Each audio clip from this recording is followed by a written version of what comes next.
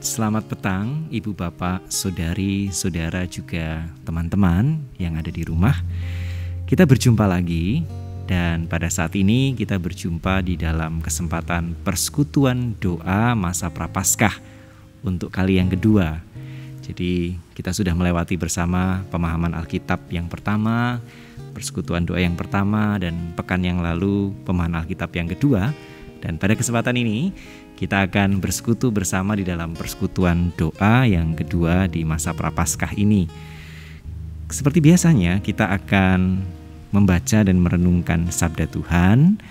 Tapi sebelumnya marilah kita bersatu di dalam doa terlebih dahulu, memohon bimbingan dan pertolongan Roh Kudus. Mari kita bersatu dalam doa. Tuhan, pada petang hari ini kami kembali menghadap kepadamu. Di dalam kerinduan kami bersekutu dalam doa, tetapi juga di dalam permenungan akan sabdamu. Tuhan, sebentar lagi kami akan membaca, kami akan bersama-sama merenungkan sebagian dari isi Alkitab kami. Kiranya Roh-Mu yang kudus hadir, membuka hati kami dan mencerahkan pikiran kami sehingga masing-masing kami di dalam keterbatasan dan kekurangan kami boleh memahami apa kehendak-Mu. Dan nantinya kiranya Roh Kudus juga yang akan memeteraikan kehendak-Mu itu di dalam hati dan pikiran kami. Dan Roh Kudus juga yang akan menyertai kami, memampukan kami untuk bisa mewujud nyatakan kehendak-Mu itu di dalam keseharian hidup kami. Bersabdalah ya Tuhan, karena sungguh kami dan keluarga kami bukan hanya siap, tetapi bahkan rindu untuk disapa, untuk disentuh dan diteguhkan oleh kebenaran sabda-Mu. Dalam nama Bapa, Putra dan Roh Kudus kami memohon. Amin. Ibu, Bapak, Saudari dan Saudara, pada saat ini kita akan memusatkan perhatian kita pada bacaan Injil, daftar bacaan leksionari untuk ibadah Minggu tanggal 21 Maret yang lalu. Pada ibadah yang lalu, kalau Ibu Bapak masih ingat, Pak Pendeta Junarso Kartiko Hadi memilih untuk merenungkan sabda Tuhan dari kitab Yeremia. Nah, pada kesempatan ini saya ingin mengajak kita untuk memusatkan perhatian pada bacaan Injilnya. Bacaan Injilnya sebenarnya cukup panjang, diambil dari Injil Yohanes pasal 12 ayat 20 sampai 33. Tetapi pada kesempatan ini saya ingin mengajak kita untuk membaca yang lebih singkat, lebih ringkas. Jadi hanya ayat 23 sampai ayat 26. Saya memiliki alasan tersendiri kenapa saya meringkasnya. Nanti kita akan membicarakannya bersama. Kita akan bersama-sama membaca Yohanes pasal 12 ayat 23 sampai 26. Saya akan membacakannya untuk Ibu Bapak, Saudari-saudara juga teman-teman sekalian. Tetapi Yesus menjawab mereka, katanya, "Telah tiba saatnya Anak Manusia dimuliakan.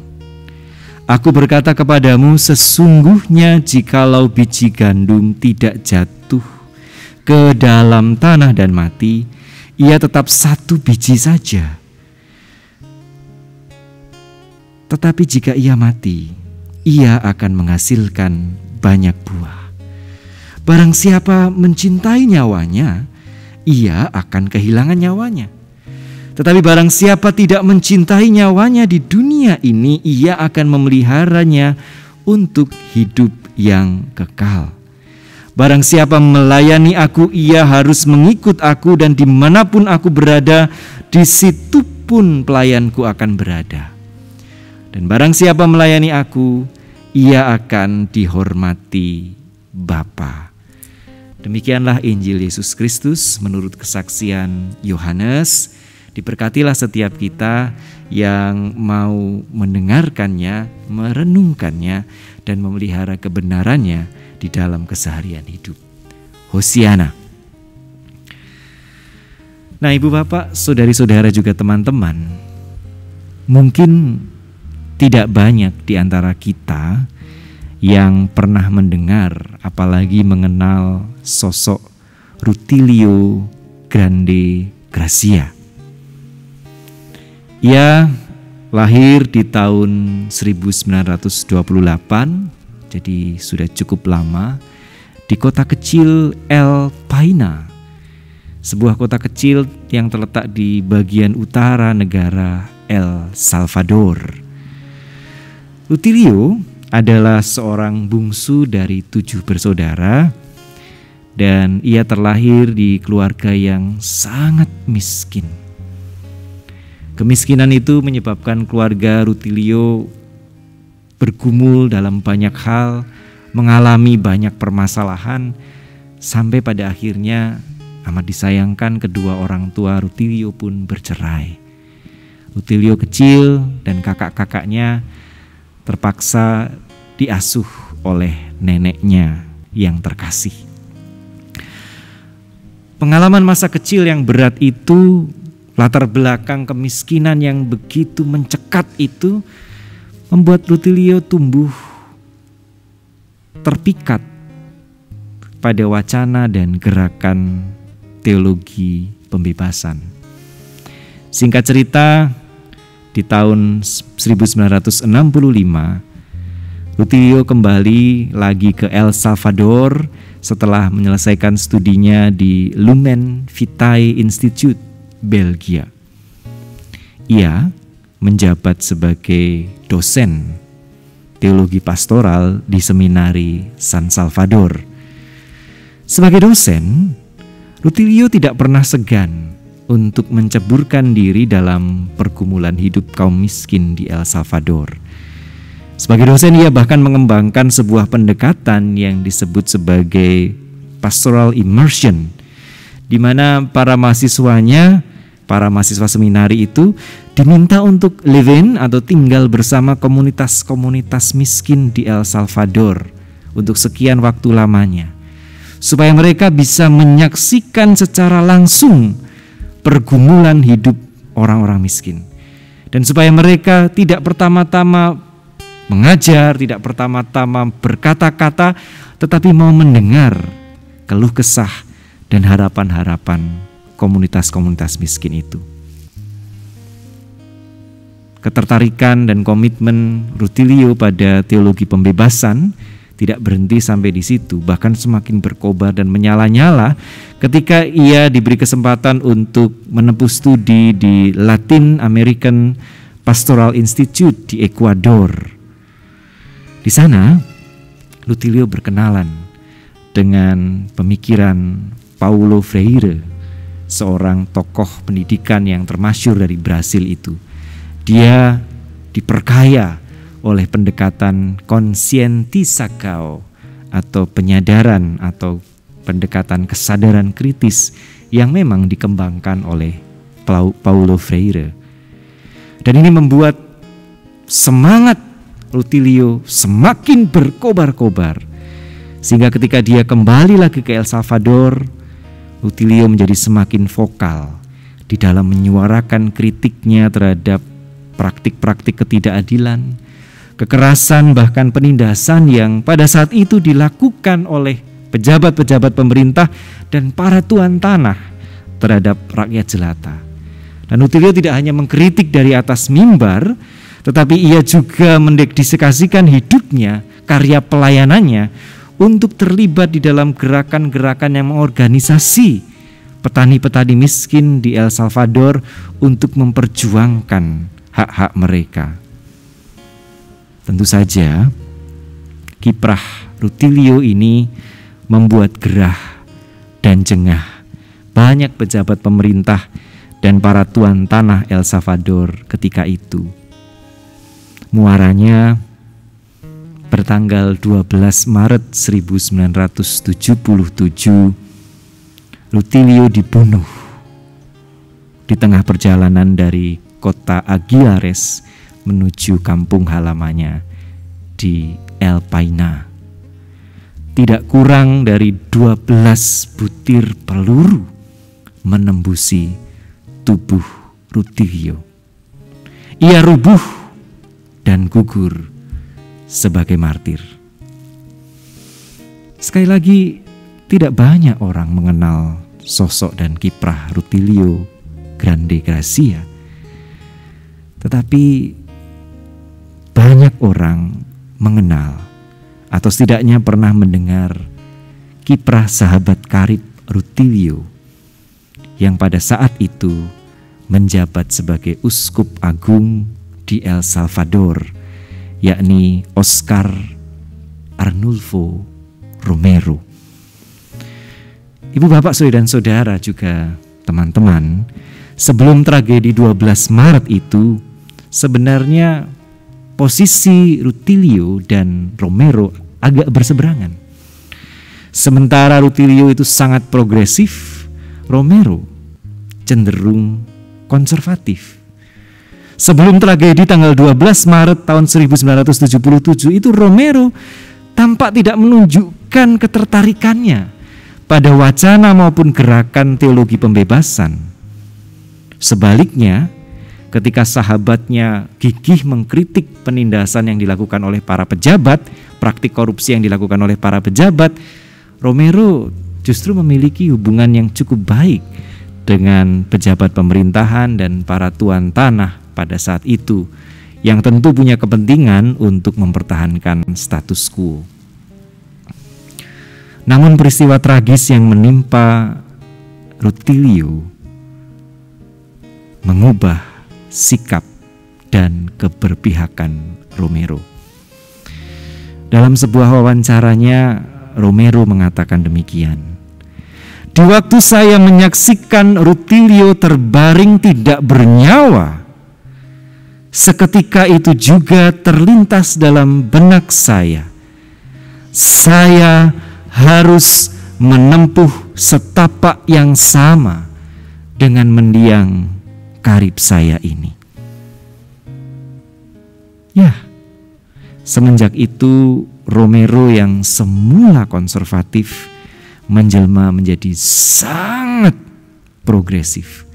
Sebagai uskup agung, ia menjadi sangat lantang menyuarakan kritik terhadap kemiskinan, terhadap ketidakadilan, terhadap kekerasan, dan terhadap penindasan yang dialami oleh banyak rakyat jelata di El Salvador.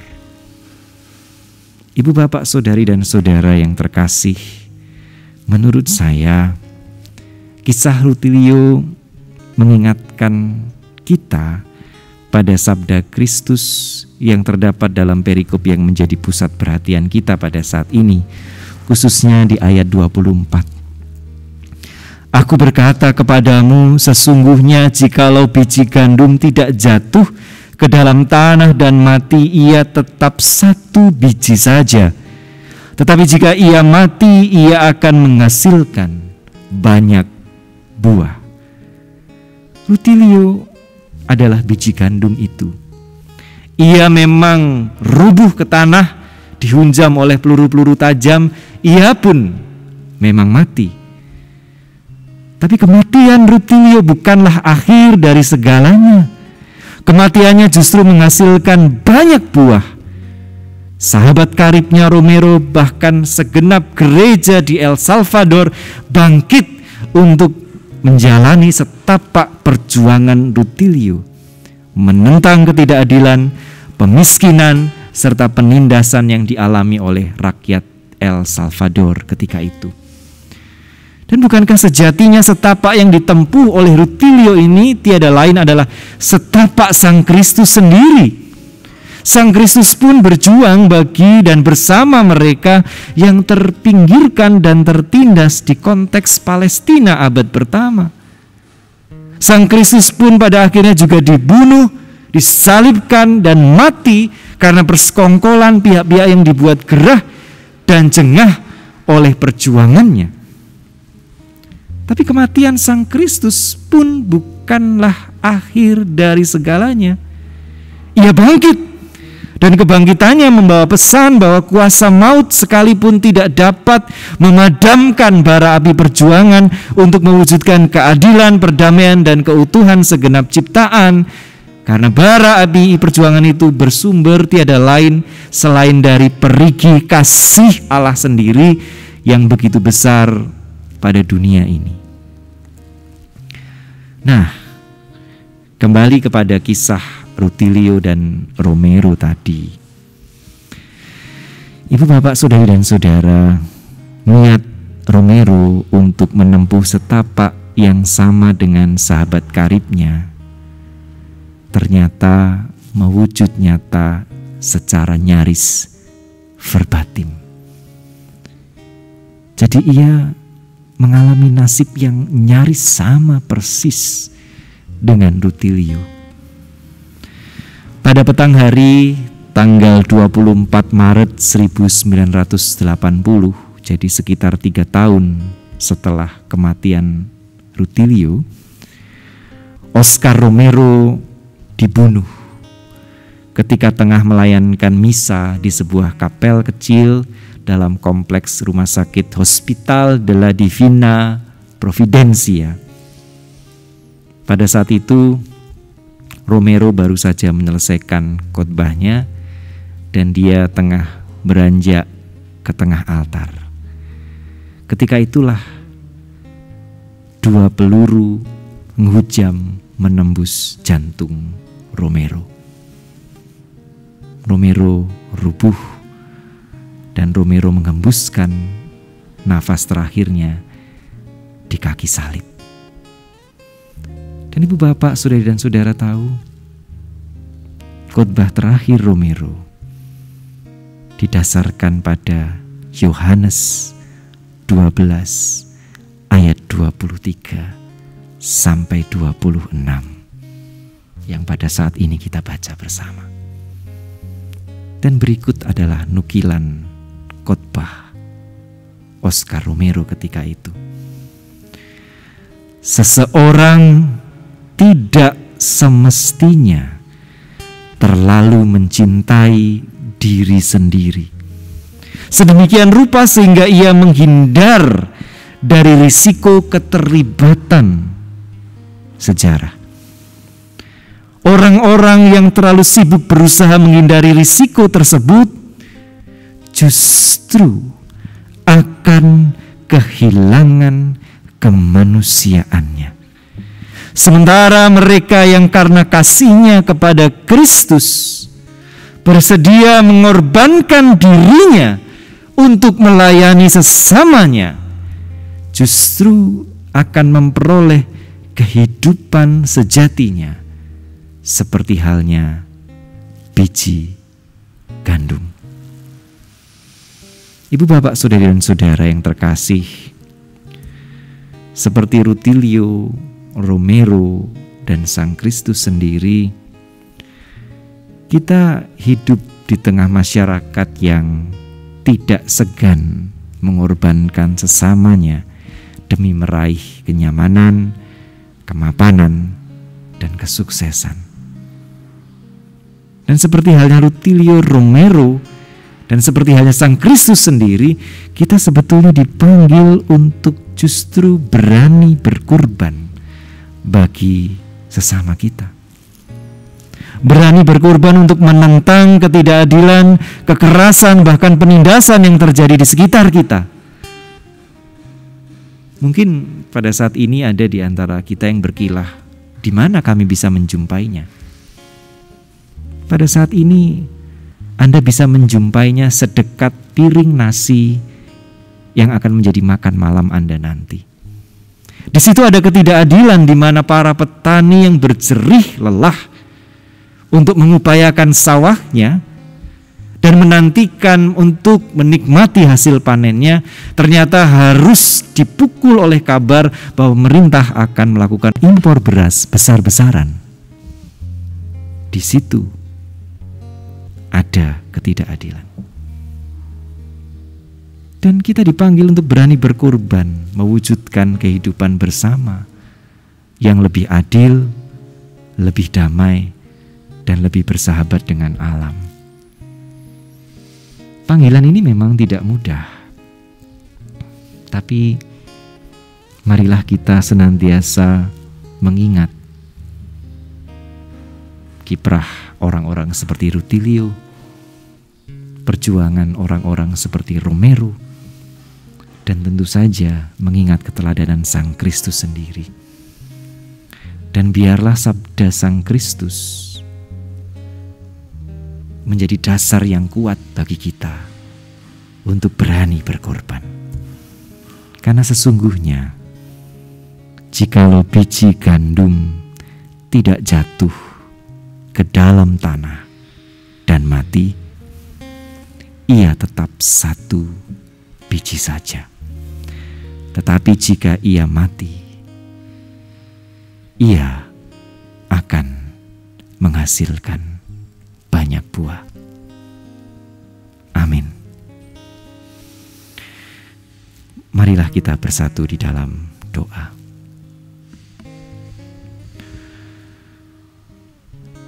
Tuhan, secara manusiawi tentu kami menikmati kenyamanan. Tak jarang kami mengharap kemapanan. Kerap kali kami pun mengejar kesuksesan. Dan semakin menyedihkan lagi, itu semua kadangkala membuat kami tidak segan untuk menyisihkan, bahkan mengorbankan sesama kami. Itu semua membuat kami tidak peduli dan menutup mata, menutup hati pada ketidakadilan yang terjadi di sekitar kami, pada kekerasan yang berkecamuk di sekeliling kami, kepada kerusakan alam yang ada di sekitar kami. Kami membuat diri kami kedap dari itu semua. Tetapi Tuhan, pada saat ini kami diingatkan melalui sabda Kristus, melalui kisah hidup Rutilio Grande Gracia, melalui kisah hidup Oscar Arnulfo Romero, bahwa sejatinya sebagai pengikut Kristus kami dipanggil untuk menjadi seperti halnya biji gandum yang memang pada suatu titik bisa saja atau secara tidak terelakkan harus berkorban demi memperjuangkan kehidupan yang lebih adil, lebih damai, dan lebih bersahabat dengan lingkungan alam. Kami akan seperti halnya biji gandum yang jatuh ke tanah dan mati. Tetapi biarlah kami tidak lantas kecut dan tawar hati. Biarlah kami mengingat bahwa kematian di dalam perjuangan di jalan Kristus bukanlah kata terakhir. Karena justru di dalamnya akan ada kebangkitan. Karena justru melaluinya biji itu tidak hanya tetap menjadi satu biji saja, tetapi justru bisa berbuah banyak. Maka Tuhan, mampukanlah kami untuk bersedia menjadi biji-biji gandum itu yang lalu bisa berbuah banyak, yang lalu bisa menebarkan keadilan, menghadirkan kedamaian, dan menyemaikan kehidupan yang semakin ramah kepada segenap ciptaan.